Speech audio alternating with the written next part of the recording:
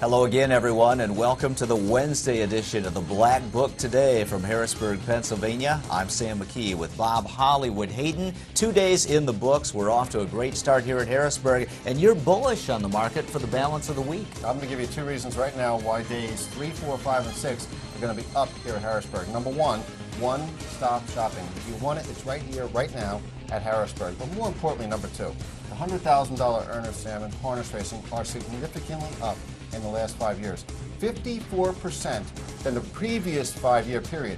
There's no better time to own a racehorse and race for big money consistently than right now in harness racing. And what better venue to replenish or even build your stable than right here, right now at Harrisburg? We've caught up with many of the familiar names and faces in the industry for their viewpoints not only on the sale but harness racing in general. So sit back and enjoy the Black Book Today.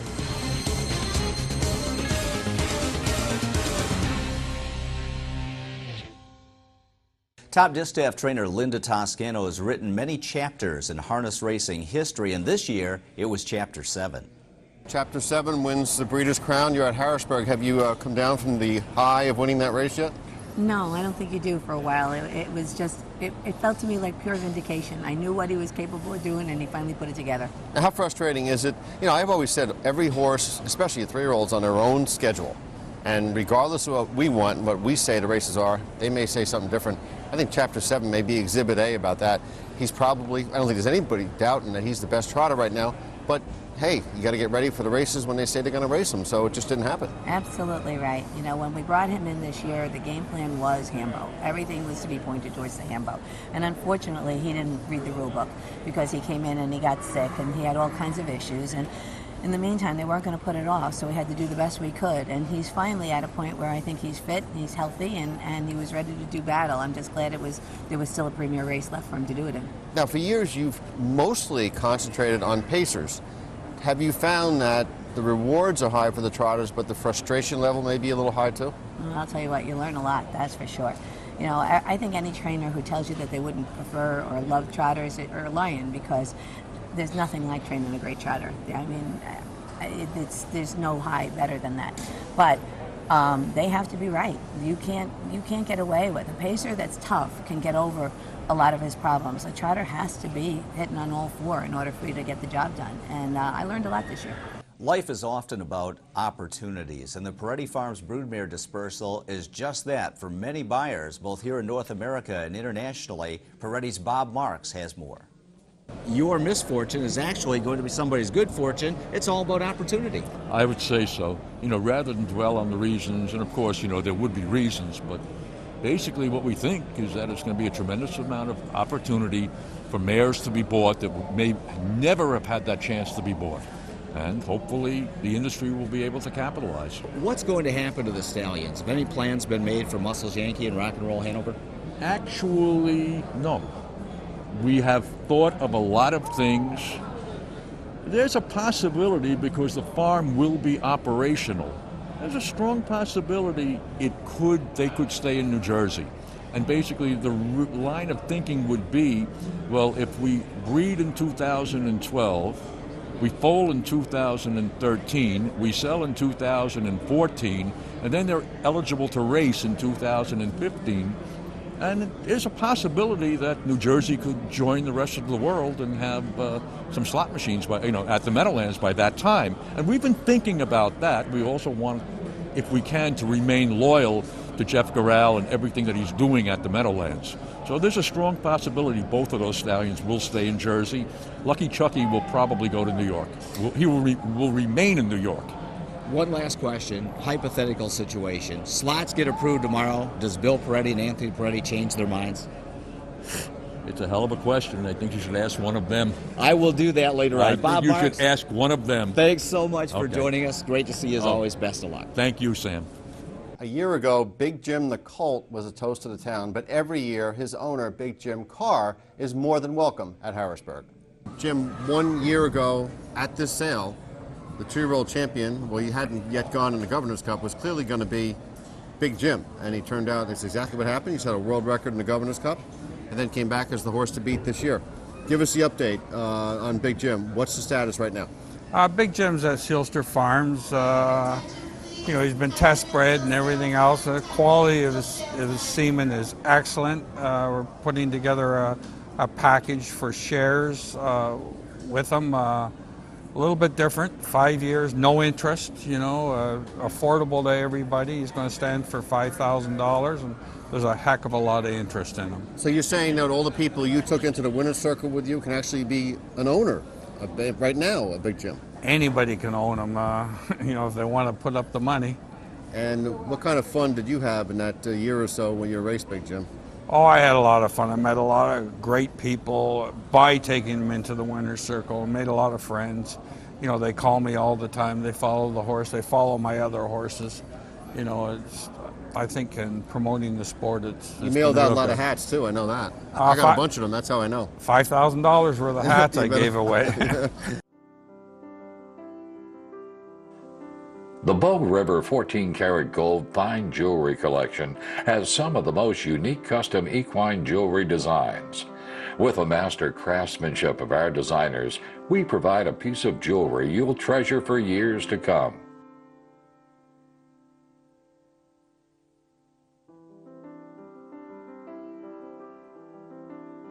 We use state-of-the-art equipment, hand finishing, and quality stones to give you the craftsmanship in a piece of jewelry that you will enjoy. Our designs seek to capture the world of horses and the relationship they have with their owners. Wearing one of these unique designs will reflect this.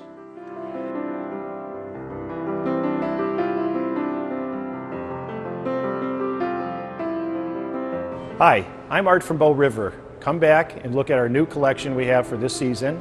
We're located in the Maclay Street lobby. When you come back to look at our jewelry, make sure you sign up for a $500 gift certificate, which we'll be giving away on Saturday. There's no question that the Brittany Farms Pacing Stallions have rewritten the record books in this sport. For more on that, here's George Siegel. First things first, Western Hanover. How much of a surprise to you, or was it, that Western Hanover became the sport's leading stallion? Well, he was a great racehorse. He started off his career at a very low stud fee, $4,000. It was a surprise. It's always a surprise. Is it because he was a smaller horse, or no?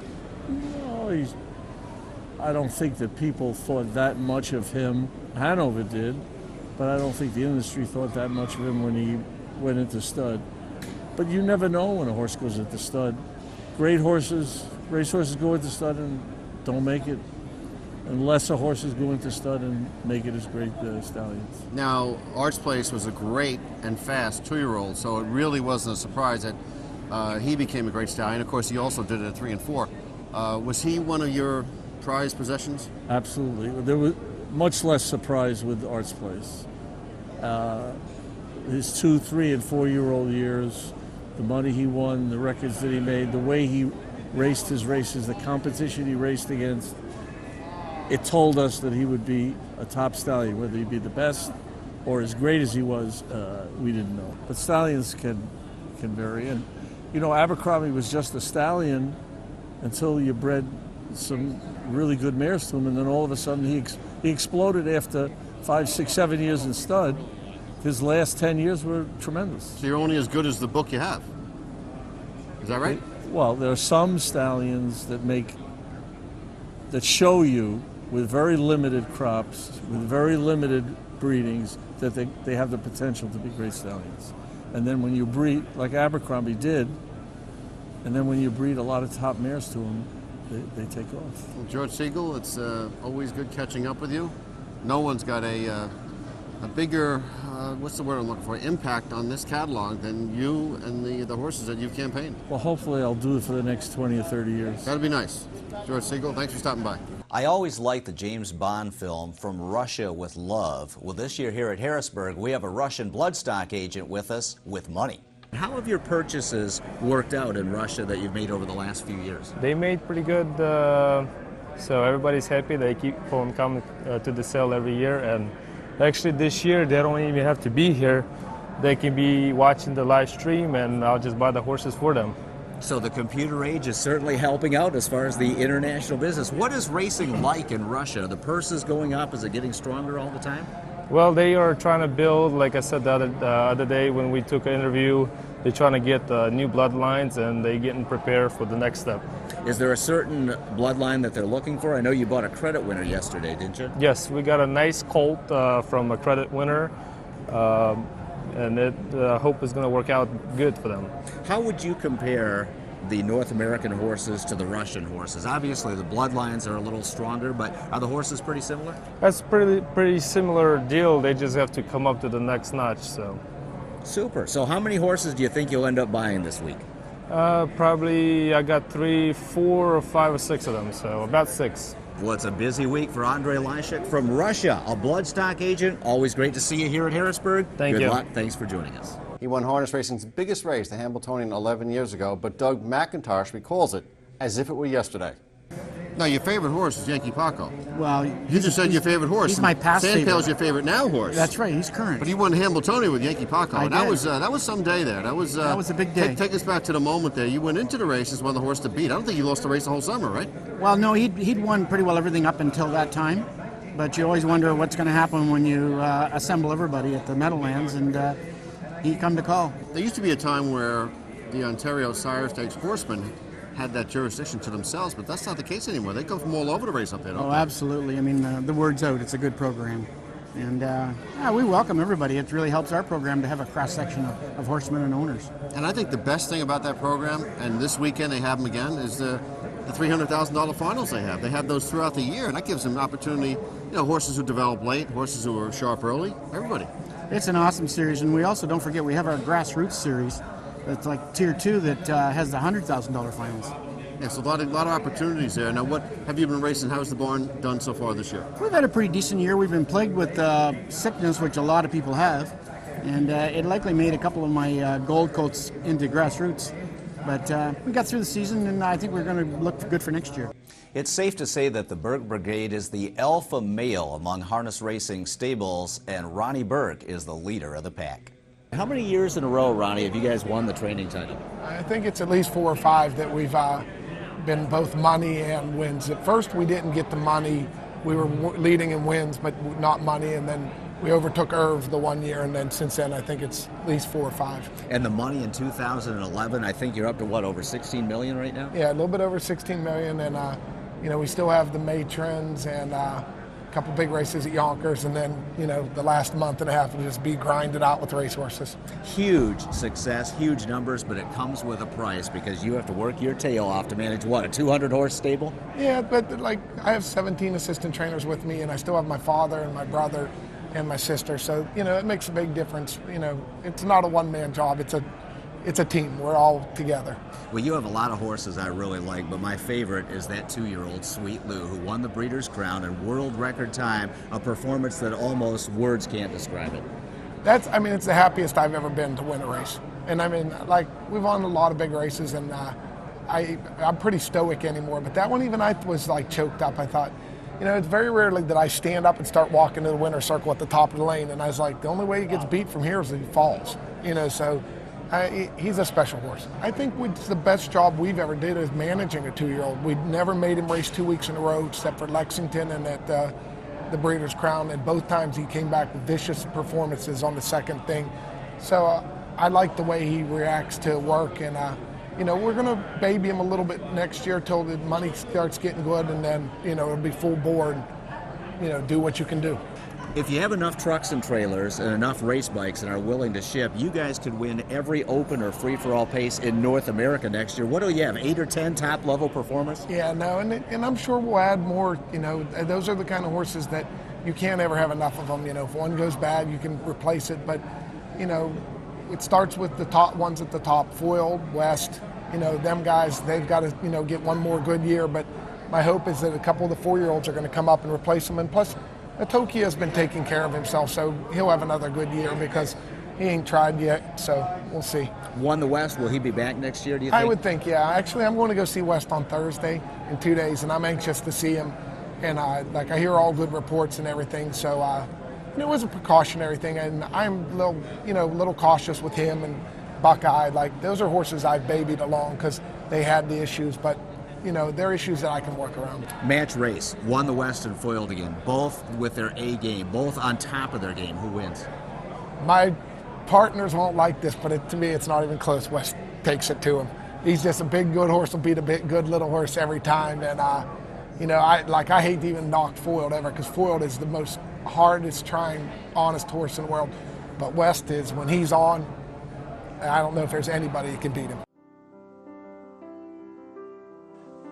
The Bow River 14-karat gold fine jewelry collection has some of the most unique custom equine jewelry designs. With the master craftsmanship of our designers, we provide a piece of jewelry you'll treasure for years to come.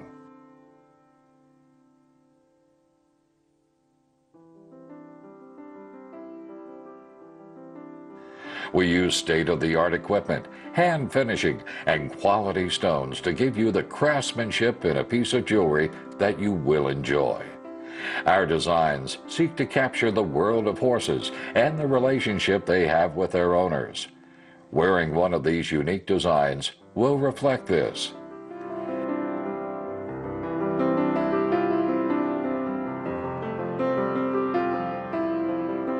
Hi, I'm Art from Bow River. Come back and look at our new collection we have for this season.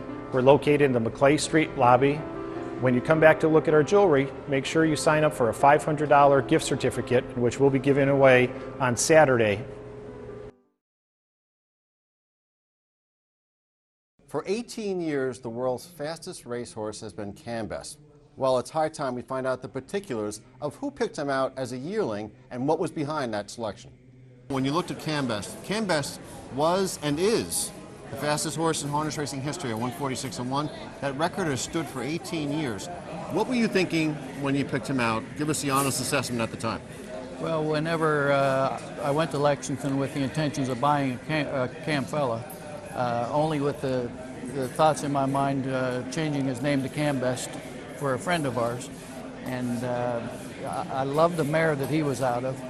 I had raced against her a lot. She was a tough mare, and he was a great-looking horse, not the biggest in the world, but great made, and that's what I went for.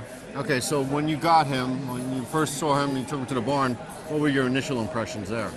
Well, he was a smart horse right from the start, and very athletic, but I had a tough time getting him pacing. Even though I knew he was athletic, he took a while to find his gait, and once he got it, you knew right from then he was a good horse. Is there another Cambest at Harrisburg here this year, you think? I'm sure there is. I wish I could find him. Can you point me in the right direction? I've been looking for 20 years now trying to find another one to replace him, but I haven't. Well, Dan Altmeyer, it's tough to repeat that when you have a Broadway hit, but I know you're going to try it again. Thanks for stopping by, and good luck in the search. My pleasure. Thank you.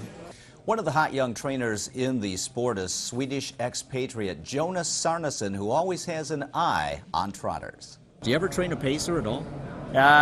We ventured out last year and bought a pacing colt and gelded him pretty quick, and I think I'm sticking to the trotters. Well, you've had an awful lot of success with them, that's for sure. Talk about some of your young horses, your 2-year-olds coming 3 for next year. Any that you're pretty high on? We got a Donato colt that we quit with earlier, won eliminations for the Peter Houghton, and then he started growing a lot and got a little colt sore on us, so we quit with him right after that, and I think he's going to come back and be a pretty nice colt there. And we got our Glide Master filly, Maven, got 10 starts, 7 wins.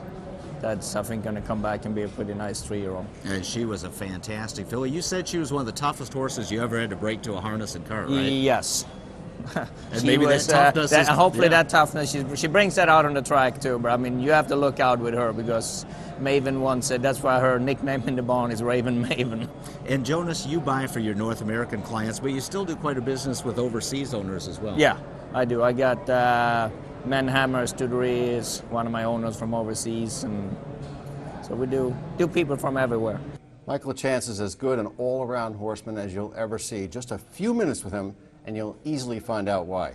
Now, where are we in the Michael Chance driving career? I know this year you had another solid season, Hambo elimination, among many others. You take care of yourself real good? You got the Fountain of Youth thing going on. Well, I just play it 1 year at a time. You know, like the past 6 years I haven't driven in in a winter, but I had some good summers, and this year was pretty good there because it was short. I came back like in the middle of May, and I'll see what happens. It's like bringing back a horse fresh. Yes, and you know, I like to do what I'm doing, and I just don't like to do it in the winter anymore. And it works out good. You know, I come back in the spring, and I could spend the winter with my son and helping him and staying in shape, and so I like it like that. Okay, Michael Chance, good luck to you, good luck to Patrick, and maybe we'll see you in the stakes horse in some of those big finals next year. Thank you very much. Patrick LaChance was in the building also, and he's living proof that the fruit does not fall far from the tree. How much of what Pat LaChance learned came the way of via Mike LaChance?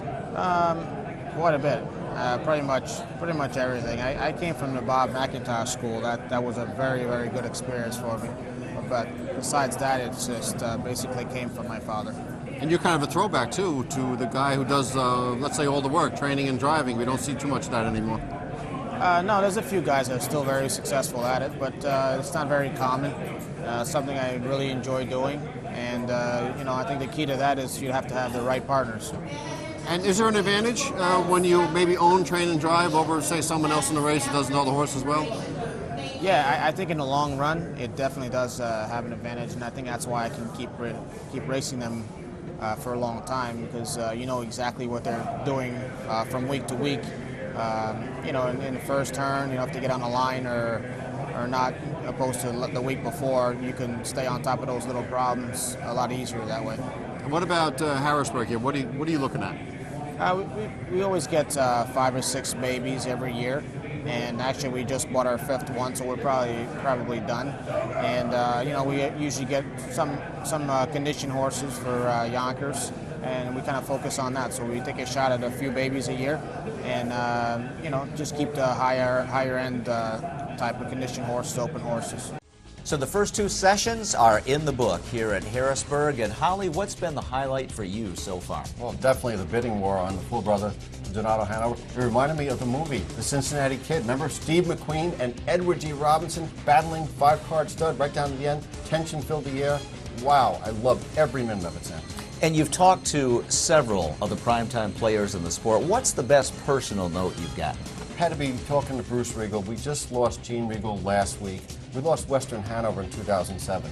Now combine those two, no 2 bigger names in this catalog than Regal and Western Hanover. Bruce told me something interesting. When they got Western Hanover early on, it was a small colt. They were going to wait on training him. As they were waiting, he was running around the racetrack, not pacing, running, and then he would jump fences into the parking lot, showing tremendous athleticism while doing it. When they finally trained him, he could do anything. Gene Regal comes in one day and tells Bruce, this is the one, and he never said things like that. Fast forward 20 years to today, Western Hanover is the leading sire in the history of horse racing, not just harness racing. Great story about a great man and one of the greatest trainers in harness racing history. So that will wrap up this edition of the Black Book today. We'll see you with more from Harrisburg tomorrow.